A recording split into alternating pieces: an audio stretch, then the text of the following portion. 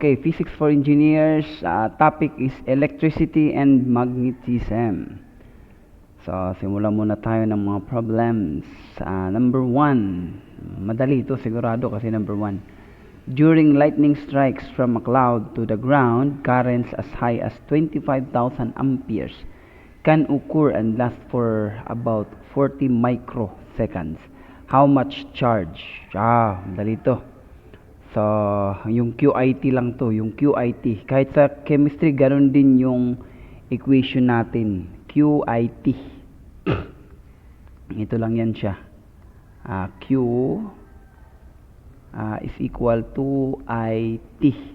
Ito yung charge, ito yung current, ito yung time. So, yung current mo is 1 ampere is equal to 1 coulomb per second.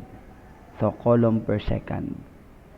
So, charge yung hinihingi, meron tayong 25,000 ampere.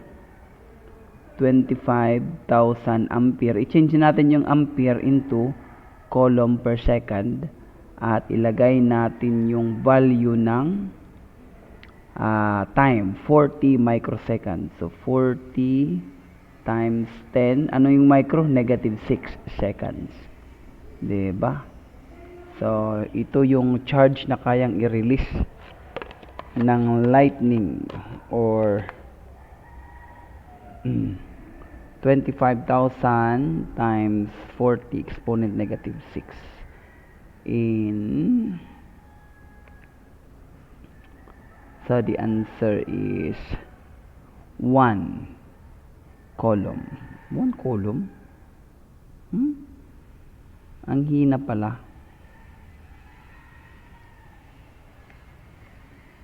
1 coulomb. Yung answer. Yung charge. Okay, yan lang yata. Number 3. Yeah, medyo mahaba. Sige, putulin ko na para hindi ako nag-error sa OBS ko.